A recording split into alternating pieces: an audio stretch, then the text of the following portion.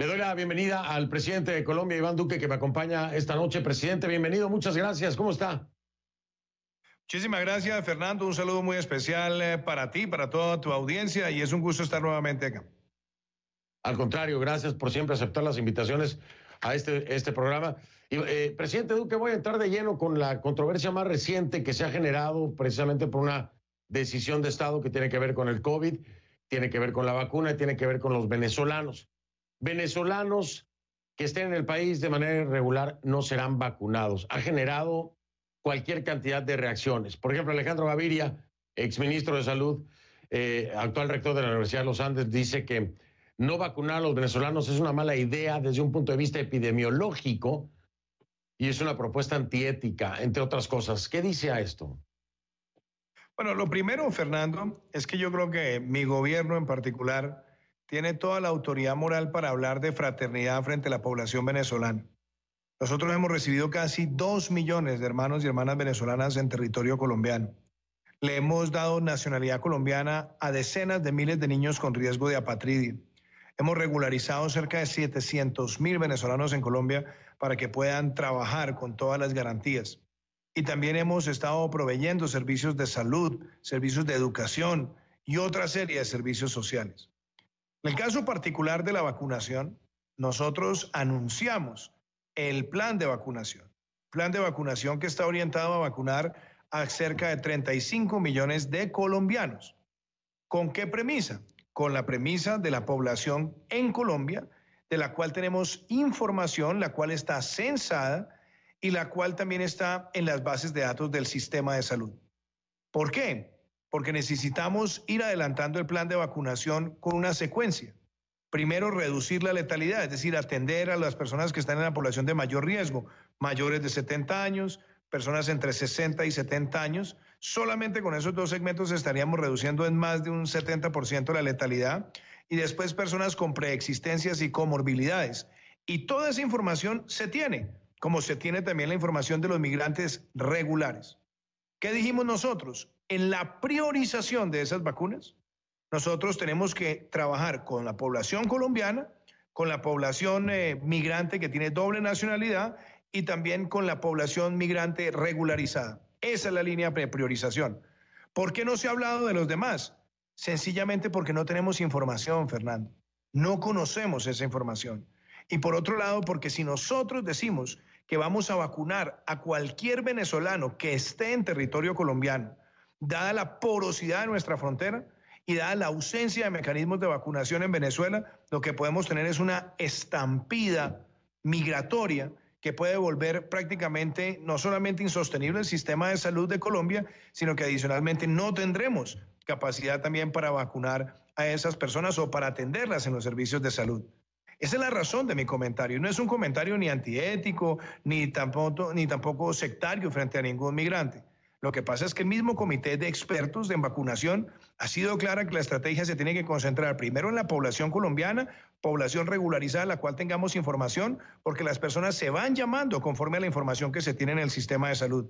¿Quién tiene preexistencias? ¿Quién tiene comorbilidades? ¿Quién está dentro de la población de riesgo? No es que cualquiera llegue a un punto de vacunación y dice, hágame el favor y me vacuna. No, hay una secuencia, entre otras cosas porque son 2 dosis por persona, y justamente en ese sustento es que nosotros hemos dicho que esa población no está inicialmente priorizada y que la priorización está en ciudadanos colombianos, en la secuencia que hemos dado, y también en los migrantes con situación regular. Entiendo lo que me está explicando, vaya, desde la perspectiva de Estado, ¿no? Y en la organización y el orden. Pero hay un dato muy interesante que menciona el propio exministro de Salud, Gaviria, sobre una mala idea desde el punto de vista epidemiológico, basándonos en que en el país hay radicados casi 2 millones de venezolanos, por ejemplo.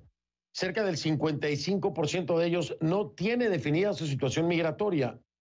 ¿A qué me refiero? Bueno, y están ubicados en Bogotá, Cúcuta, Barranquilla, Medellín y Cali. Presidente, ¿qué pasa cuando se tiene a la mitad, alrededor de 1 millón de venezolanos no registrados que pueden, y seguramente serán muchos de ellos, portadores del virus? No estamos hablando de una... de un pequeño número. Empecemos por los riesgos epidemiológicos. Empecemos por la consideración epidemiológica. La primera consideración epidemiológica que hace parte de la secuencia de vacunación nuestra es reducir la letalidad. Por eso los primeros segmentos de la población que van a ser vacunados son personas que son mayores de 70 años. Los mayores de 70 años representan el 54%, Fernando, de las personas que han fallecido por COVID-19 en Colombia. Las personas entre 60 y 70 años representan cerca del 27% de las personas que han fallecido por COVID-19. Entonces, solamente desde el punto de vista epidemiológico, enfrentando una vacunación hacia ese segmento, estamos logrando el primer propósito, que es reducir de manera acelerada la letalidad del virus. Lo segundo es vacunar al personal de la salud. Personal de la salud que ha estado en la primera línea de atención. Después pasamos a segunda y tercera línea de atención. Tenemos, por supuesto, también en esos primeros grupos las personas con comorbilidades y preexistencias que pueden ser inclusive menores a los 60 años y que ahí también reducimos la letalidad de manera significativa. Y después entrarán otros grupos, entran los maestros, entra la fuerza pública, entra la defensa civil, entra la Cruz Roja, entran los servicios de atención y después vamos llegando a otros segmentos de la población. Todos los migrantes que estén en situación regularizada, que estén en estos grupos, por supuesto que van a recibir la vacuna. Y lo que nosotros hemos dicho, no están priorizados. Pero también voy a decir una cosa, Fernando. Uno podría decir, claro, los que estén adentro de Colombia, pues atiéndanlos, ¿por qué los van a dejar por fuera? ¿El problema cuál es? Que si el mensaje es que cualquier venezolano que esté en Colombia, teniendo en cuenta la porosidad de la frontera y teniendo en cuenta más que es una frontera viva, donde en muchos puntos hay entradas y salidas, pues claramente no estamos hablando solamente de los que están adentro, sino los que pueden llegar mañana, pasado mañana, en un mes, en 2, en 3, en 5 o en 6. Y si nosotros damos ese mensaje, quiere decir que nuestro plan de vacunación no se podría cumplir como está previsto para 35 millones de personas, sino que tendríamos un supuesto incierto, que es el número de venezolanos indeterminados que cruzaran la frontera. Y ningún país del mundo hoy está en condiciones de hacer eso. Es como si también viéramos países de Europa diciendo, ok, nosotros vamos a vacunar nuestra población, pero a todos los migrantes ilegales que lleguen también los vamos a vacunar. Ningún país puede hacer una planificación hoy de esa manera. Y yo sé que puede sonar como algo controversial, pero ciertamente lo que estamos diciendo es priorizar y priorizar en la población colombiana inicialmente. Ahora, también voy a decir lo siguiente, Fernando. Qué bueno fuera que la comunidad internacional donante y que ha estado también con discursos muy ilustres para atender la población migrante, pero que no necesariamente ha desembolsado los recursos que se han comprometido, dijera, vamos nosotros a aportarle a Colombia recursos para que se pueda también vacunar a esa población. Y claro, si nos dan también los recursos para hacerlo y no le estamos quitando la posibilidad de vacunarse a un ciudadano colombiano, por supuesto que nosotros lo haríamos. Y en eso estamos dispuestos a colaborar. Es más, Fernando, Colombia hoy se gasta al año casi $1.000 millones en atender toda la población migrante. Cuando vemos la crisis siria, lo que la comunidad internacional ha aportado por migrantes son cerca de $2.000. Y en el caso de Venezuela no llega a $200. Hemos asumido nosotros gran parte, la mayoría de ese costo, y lo hacemos con sentido fraterno. Y entonces lo que nosotros decimos es priorización. Y claro, tenemos una población venezolana en Colombia que no necesariamente sabemos dónde está ubicada, porque no está registrada, porque están en la informalidad. Y ese es uno de los desafíos que el propio Comité de Epidemiología y de Vacunas del Ministerio resaltó para que en la línea de priorización nosotros cumpliéramos con el primer objetivo, que es llegar a la población colombiana, prevenir la letalidad y al mismo tiempo minimizar los contagios dentro de la población colombiana. Por supuesto, ningún tipo de comunicación, colaboración, estrategia, nada con el régimen de Maduro, ¿no? En este sentido. Pues es que, a ver, Fernando, hablemos las cosas prácticas. Es que en Venezuela el sistema de salud está totalmente destrozado, destruido. No hay información confiable. Empecemos por un caso que a mí me tocó manejar el año pasado. Nosotros nos encontramos con que a comienzos del año 2019 aparecieron brotes de sarampión en territorio colombiano cuando Colombia era un país libre de sarampión. Con el equipo de nuestro Instituto Nacional de Salud de Epidemiólogos de Campo, fuimos y atendimos la situación. ¿Y con qué nos encontramos? Con que en Venezuela no se hace vacunación contra sarampión hace 4 o 5 años. Y si eso está pasando con algo tan elemental en la niñez, imagínate qué puede estar pasando en el resto. ¿Cuál ha sido nuestro argumento? Nosotros hacemos toda la coordinación humanitaria necesaria ¿Con qué? Con el propósito de buscar control epidemiológico y lo hemos venido haciendo a través de la Organización Panamericana de la Salud y la Organización Mundial de la Salud. Pero tenemos una realidad y es que las carencias del sistema de salud en Venezuela están también pasándole unas cuentas de cobro a Colombia y lo estamos sintiendo en las zonas de frontera, donde los hospitales de zona de frontera tienen hoy no solamente un gran nivel de ocupación, sino que también la presión sobre las unidades de cuidado intensivo está siendo detonada por población migrante en condición no regular. Nosotros lo hemos venido atendiendo y hemos fortalecido las unidades de cuidado intensivo, pero tener una desbandada ilimitada sobre la expectativa de que se van a otorgar vacunas en Colombia es en sí mismo también una mala política de salud pública. Es preferible decir cuáles son los segmentos priorizados y no abrir una expectativa que se traduzca en una llegada aún más grande de migrantes que ya también desborda nuestra capacidad de atención. Hablando de Venezuela, presidente Duque, hace poco recibió usted a Leopoldo López. Y al final del programa que tiene diariamente, que se llama Prevención y Acción, que es un programa que se origina precisamente por el tema del COVID, hizo una aparición Leopoldo López. Y hablaron ahí 5 minutos.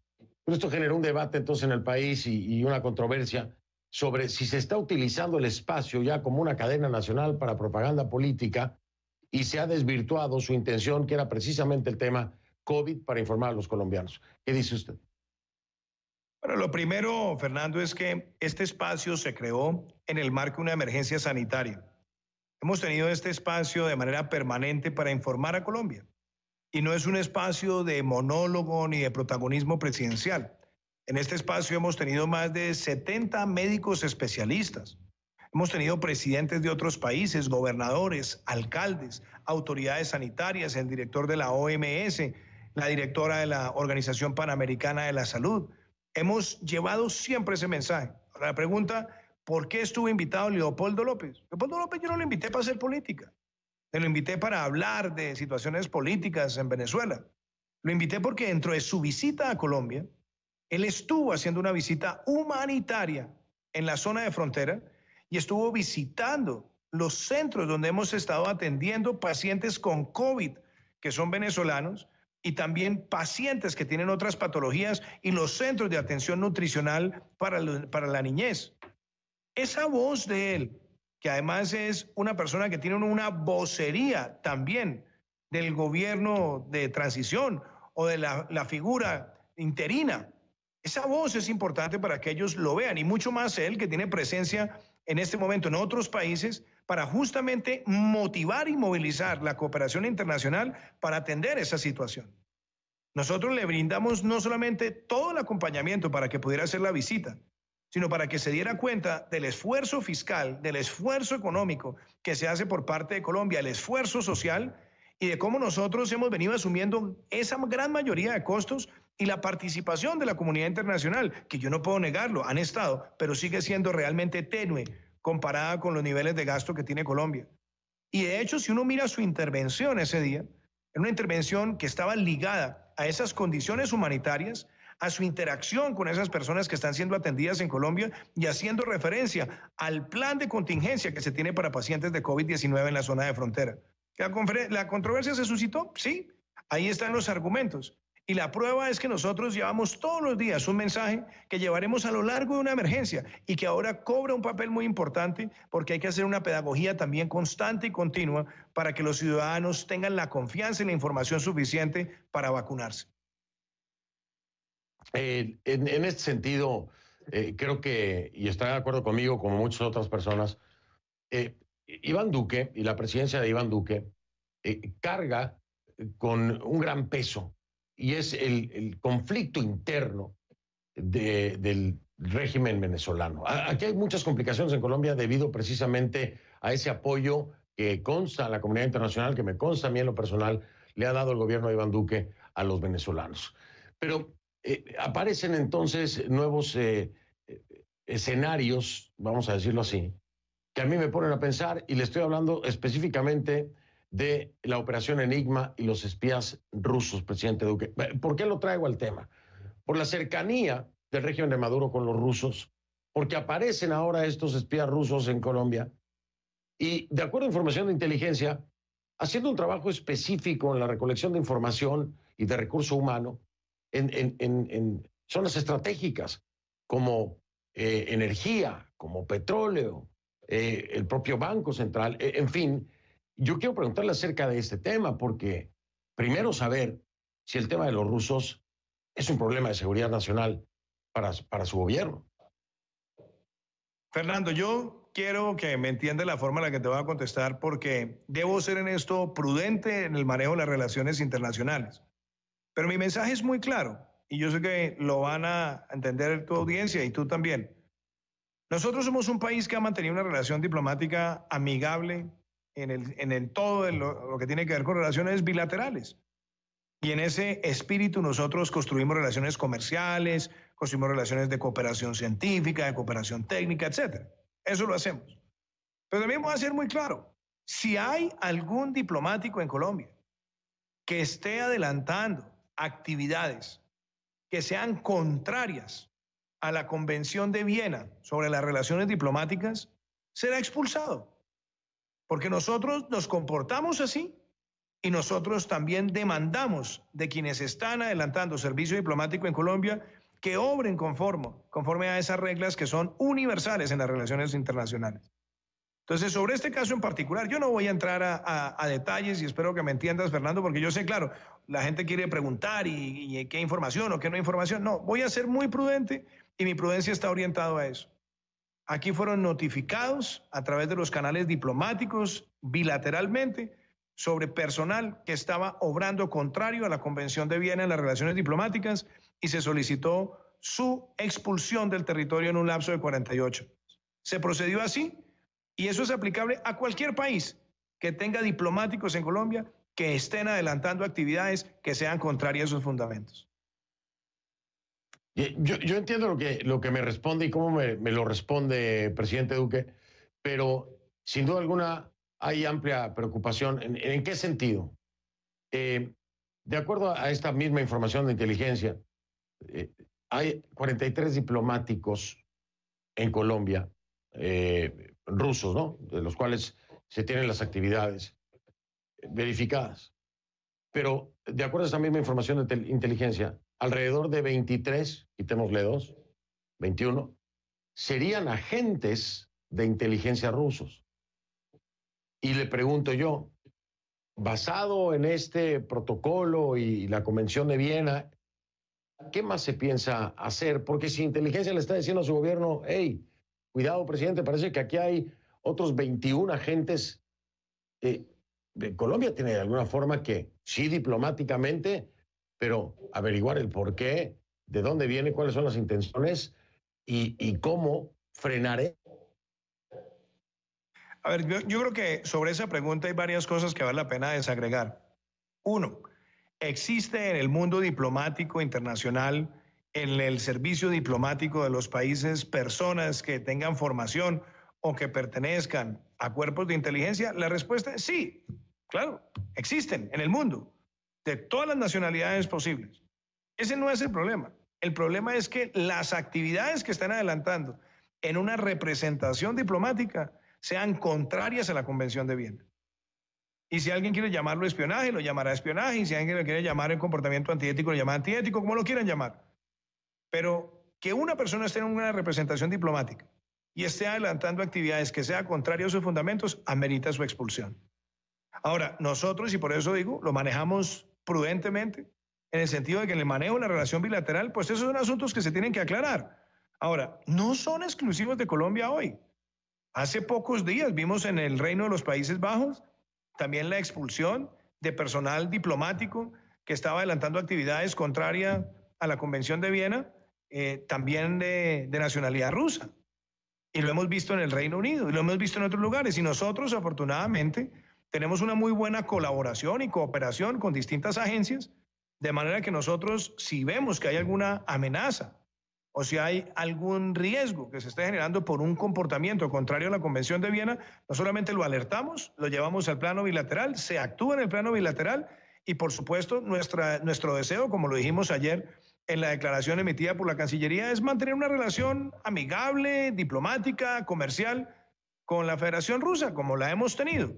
Pero ni con la Federación Rusa ni con ningún otro país vamos a permitir que tengamos oficiales diplomáticos que estén adelantando actividades que sean contrarias no solamente la Convención de Viena, sino contrarias al buen entendimiento entre los países.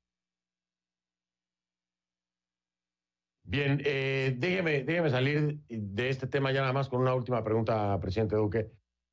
Se tiene, no sé si me la pueda dar, vaya, pero tengo que hacer la vinculación. ¿Se tiene alguna sospecha de que el régimen venezolano esté conectado a este acontecimiento? Más que si hay o no sospechas, Fernando, porque yo no quiero hacer especulaciones. Lo que sí es claro y es notorio es que desde hace bastante tiempo la dictadura está aliada con grupos terroristas colombianos. La dictadura aloja en su territorio a cabecillas del ELN, como Antonio García o como alias Pablito, que además juegan un papel en el arco minero, y ellos no solamente tienen protección de sectores afines a la dictadura, sino que también tienen negocios con personas afines a la dictadura. Los jefes de las disidencias de las FARC, Jesús Santrich, Iván Márquez, Romaña, Iván Mordisco, ellos tienen presencia en Venezuela y han estado protegidos. El Paisa, alias el Paisa, ha estado también protegido. Y claramente esos grupos terroristas siempre están tratando de buscar información para tratar de hacer daño. Y nosotros lo hemos podido advertir, hemos podido actuar oportunamente y seguiremos actuando contra ellos. Y yo creo también que es muy importante que inclusive en el manejo de las relaciones internacionales, ese tipo de prácticas que son contrarias a la resolución 1373 del Consejo de Seguridad de Naciones Unidas, que además fue emitido con posterioridad a los ataques de septiembre 11 del 2001, pues también guíe que ningún país puede tener un comportamiento para albergar en su territorio esos grupos terroristas. Eso es sabido. Sobre este caso en particular, yo no quiero entrar a hacer especulaciones, Fernando. Nosotros obramos con información y con esa información se transmitió bilateralmente para que se procediera con la expulsión. Pero además advirtiendo que siempre hay un deseo nuestro de tener una relación fraterna. Pero sea con ellos, o sea con cualquiera, o sea con cualquier país con el que tenga afinidad también la dictadura de Venezuela y que nosotros tengamos relación diplomática, seguiremos teniendo una relación diplomática amigable, pero donde tengan personal diplomático que pretenda hacer actividades que son contrarias a la ley colombiana y contrarias a la Convención de Viena, obraremos de manera implacable. Hablando del tema de colaboración internacional, precisamente de bloques de países, pues Estados Unidos sin duda alguna ha mantenido una relación importantísima con Colombia para este tema, para la lucha contra el narcotráfico, para muchas otras cosas. Y entonces yo me pongo a revisar, presidente Duque, y veo que no ha hablado con Joe Biden, o que Joe Biden y usted no han tenido comunicación hasta el momento, siendo tan cercana y tan intensa la relación de Colombia, estoy hablando históricamente, de Colombia y Estados Unidos en colaboración y sobre todo con el tema Venezuela, en esta administración al menos. Le pregunto yo, ¿por qué no ha hablado aún con Joe Biden? ¿Qué ha pasado con Joe Biden? Porque ya habló incluso con Argentina, con México, Andrés Manuel López Obrador. Sobre eso veo que las interpretaciones de llamadas, porque últimamente me han preguntado mucho por llamadas, yo no soy intérprete de llamadas, ni de listas de llamadas, ni de quién va primero, quién va segundo, quién va tercero. Nuestra relación con Estados Unidos es histórica, es bipartidista, es bicameral. He tenido la ocasión de compartir durante 28 meses de gobierno con el presidente Donald Trump, trabajar de la mano con él en propósitos y objetivos comunes. Lucha contra el terrorismo, lucha contra el narcotráfico, defensa de la democracia. Lo hemos hecho también frente al caso de la dictadura en Venezuela y también atención de la población vulnerable. También lo hemos hecho en comercio, en colaboración y en cooperación técnica. Lanzamos el programa Colombia Crece y trabajamos con mucha fuerza. He tenido la oportunidad también en estos 28 meses de reunirme en 2 ocasiones con el expresidente Barack Obama. Tiene una relación muy buena con él. He tenido la ocasión de reunirme también con el expresidente Bill Clinton y en una gran relación con él. Él además fue el arquitecto del Plan Colombia. Con el presidente electo Joe Biden he tenido comunicación en estos 28 meses, una muy especial el año pasado durante mi visita de Estado a los Estados Unidos, telefónicamente, que le agradecí mucho, y con varias personas de su equipo hemos tenido una relación buena. Ahora, ¿cuál es nuestro deseo? Seguir trabajando en esa línea, trabajar además con unos criterios que son muy claros. Colombia representa el 50% de las incautaciones de droga de todo el hemisferio occidental. Colombia representa hoy el país que más colabora en la lucha contra el terrorismo internacional en América Latina.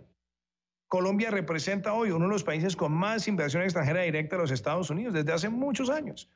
Y fuera de eso tenemos una relación ahora muy afín con temas que tienen que ver con sostenibilidad, el desarrollo de las energías renovables no convencionales y la reducción de las emisiones de CO2, donde hemos hecho un compromiso de reducirla en un 51% de cara al 2030.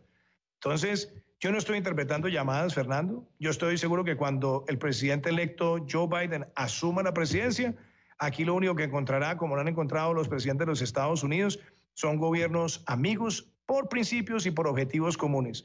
Y algo que para mí también es muy importante, cuando se tienen objetivos y principios comunes, la trascendencia de la misma estructura presidencial quizás pasa a un segundo nivel, porque la relación es tan fuerte y tan histórica que tiene esa representatividad. Y una cosa que ha sido muy valiosa en los últimos días, he tenido la ocasión de hablar con Nancy Pelosi, con Gregory Meeks, con el senador Coons, con el senador Rich, con Rubén Gallego, con varias figuras de los dos partidos. Y los dos partidos y los líderes de los dos partidos coinciden en que el principal aliado de los Estados Unidos en América Latina es Colombia. Así que yo por llamadas y por secuencias de llamadas no me preocupo. Yo me preocupo por seguir trabajando institucionalmente. Trabajamos con el actual gobierno hasta el día en que el actual gobierno entregue ya su mandato al presidente electo y a partir de ese momento seguiremos trabajando con el mismo dinamismo con la administración Biden. ¿No le da a usted ningún peso a algo que fue muy criticado, el apoyo expreso, por ejemplo, de figuras del Centro Democrático como el expresidente Álvaro Uribe Vélez, como María Fernanda Cabal, a Donald Trump durante la campaña antes de que se llevaran a cabo las elecciones en Estados Unidos? Algo que fue muy criticado, que se habló incluso, hay quienes lo señalaron como una injerencia en la elección. ¿Usted no le da ningún peso a eso para que no se haya establecido una comunicación telefónica con el presidente electo Biden? Primero que todo, Fernando, es muy importante revisar cuáles fueron mis pronunciamientos. Mis pronunciamientos siempre fueron claros. Nadie en Colombia puede pretender entrometerse en un proceso electoral en ningún país.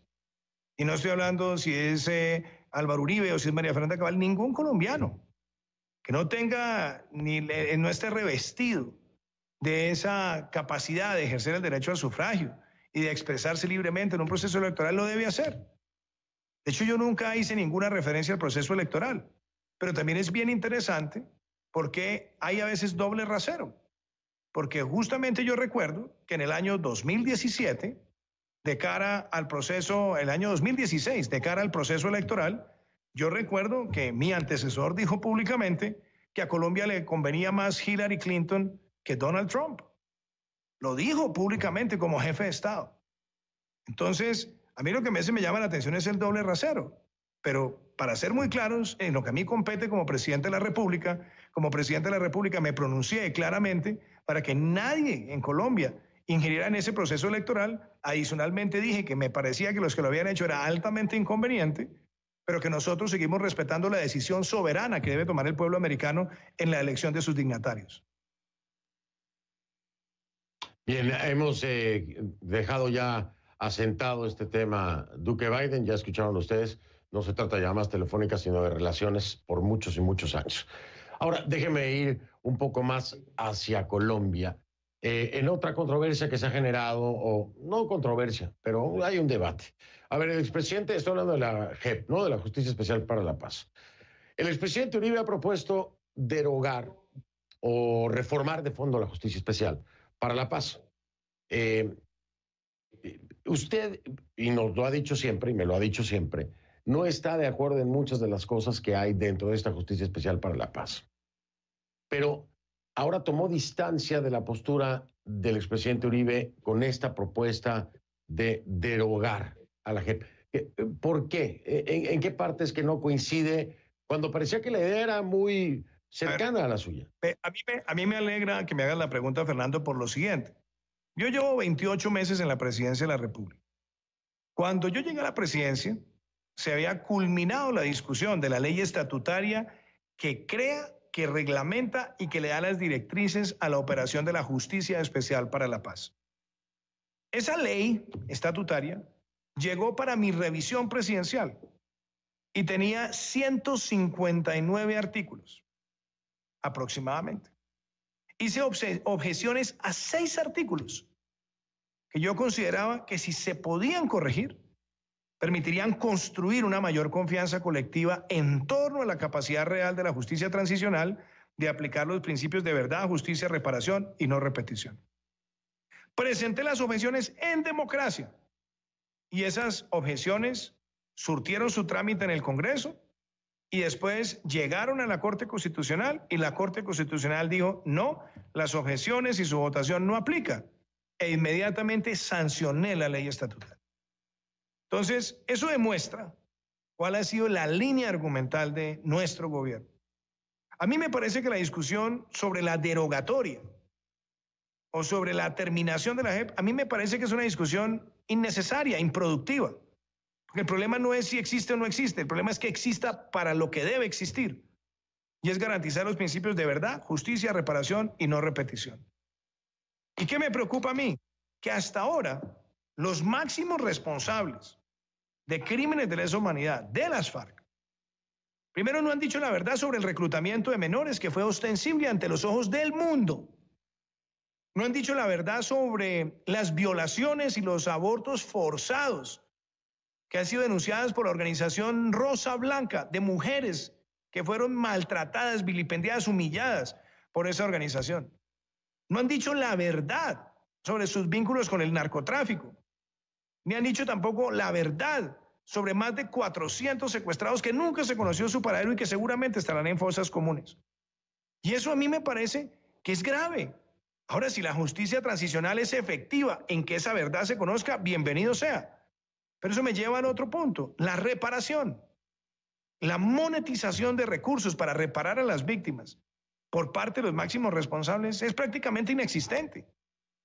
Y lo otro, no puede ser que en nuestro país tengamos congresistas que si atropellan a alguien con el carro y muere, nunca más en su vida puedan volver al Congreso, y tengamos congresistas que son a su vez ex altos mandos de esa organización y máximos responsables, adjudicándose crímenes de lesa humanidad y que sigan ahí. Porque eso trasciende mi gobierno, es simplemente un principio de justicia, de equidad. Y esas reflexiones no son políticas, no son ideológicas, no son con el ánimo de entorpecer la existencia de la Justicia Especial para la Paz. Todo lo contrario, es pidiéndole a la Justicia Especial para la Paz que muestre rápidamente casos reales de sanciones efectivas. Porque si tanto se dijo que las víctimas estaban en el centro, la mayor revictimización de las víctimas es que los máximos responsables gocen de impunidad por los crímenes severos que cometieron. Y esas discusiones, como lo digo, Fernando, trascienden mi gobierno, porque esa justicia va a existir por lo menos por 10 años más. Mi gobierno termina en 18 meses.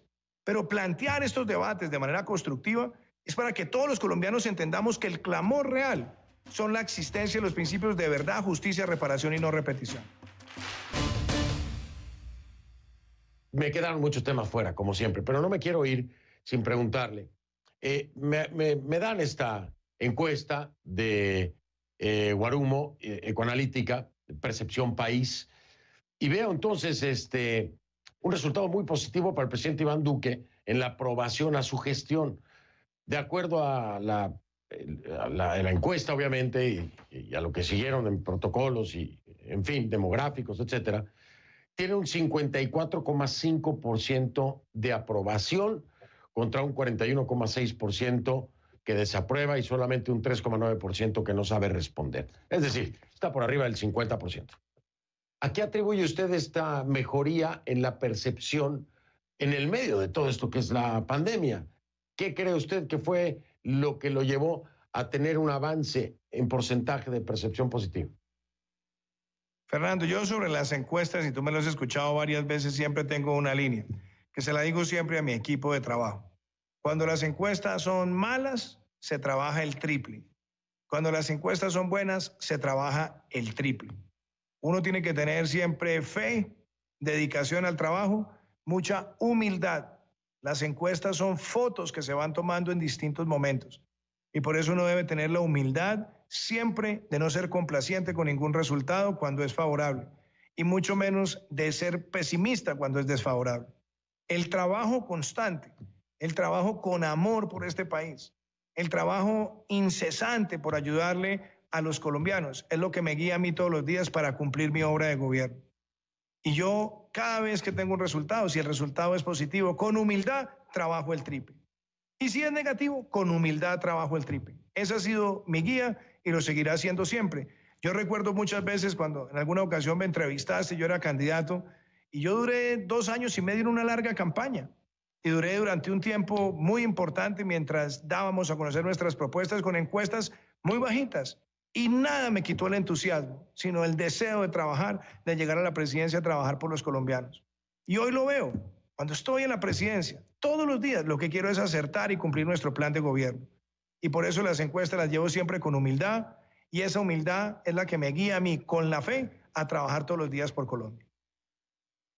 Y me consta el tema de las encuestas en el crecimiento cuando en esa época era candidato, es muy cierto. En coronavirus, en el manejo de la pandemia, también le dan 61,3% de aprobación. Y la última pregunta que le hago para ya dejarlo, porque sé que tiene la agenda más que ocupada. Me llamó la atención nada más cuando se habla de personajes en la vida nacional, que a pesar de la aprobación y la visión positiva por arriba del 50% de su gobierno, de su gestión, Sergio Fajardo es este personaje de la vida nacional que tiene el porcentaje más alto, con un 57,3%. ¿Usted cree que estos indicadores puedan pronosticar que Centro Democrático no seguirá en la presidencia una vez que se vaya usted?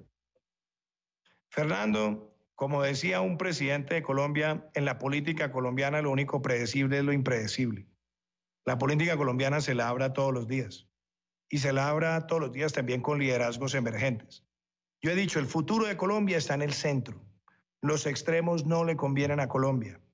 Y veo que llegan nuevas figuras, veo que aparecen nombres de personas que fueron grandes gobernantes locales, veo también nombres de personas que tienen un gran conocimiento académico y que han estado en la administración pública. Yo añoro y espero que esa elección del 2022 sea una elección donde haya un gran debate de las ideas y de las propuestas, que no esté marcada por la mezquindad, por el ataque personal. Y en cuanto a la pregunta que usted me hace, yo no me refiero de manera específica a ninguna candidatura, y frente a la persona que usted menciona, pues es una persona que ha sido perseverante durante ya más de una década aspirando continuamente a la presidencia, y si decide hacerlo, pues será un esfuerzo más que hará, y esa capacidad de estar siempre presentándose, pues siempre hay que también reconocerla. ¿Y a Tomás Uribe lo ve como el gallo del Centro Democrático o no? El Centro Democrático es un partido que tiene muchos liderazgos importantes, emergentes, gente joven con mucho talento, y también hay personas que tienen una gran experiencia en temas de gobierno. Entonces yo creo que esos debates están abiertos. En el caso específico de Tomás Uribe, lo único que tengo es la mejor opinión de él. Es una persona estudiosa, trabajadora, tiene carisma, quiere a la gente. Es una persona que siempre lo veo proponiendo, y si su camino y si lo que él decide es aspirar, pues bienvenido que llegue a aspirar a que en Colombia sigamos construyendo un futuro desde el centro. Presidente Iván Duque, feliz Navidad, feliz Año Nuevo. Le mando fuerte abrazo, por supuesto, a usted, a todos los colombianos, colombianas, pero particularmente a usted, a su equipo de trabajo, a su familia. Gracias quiero darle, presidente, por siempre aceptar de manera transparente y de forma abierta estar en este programa, que no es fácil, que no soy fácil, pero que usted nunca me ha sacado la vuelta, a diferencia de otros presidentes latinoamericanos. Mil gracias por acompañarme siempre. Muchas gracias, por todo Fernando, este año. Muchas gracias. Y felicidades. Muchas gracias, y también una feliz Navidad para ti, para los tuyos, y siempre ten presente que tenemos una tertulia desde hace tiempo pactada sobre rock en español, así que ya veo que me va a tocar cuando ya esté de salida de la presidencia, pero no nos quedemos sin hacerla. Un abrazo, Fernando, y lo mejor para ti y para los tuyos. Igualmente, a lo mejor nos la pasamos mejor ya que salga de la presidencia para poder rock and rollear a gusto, presidente.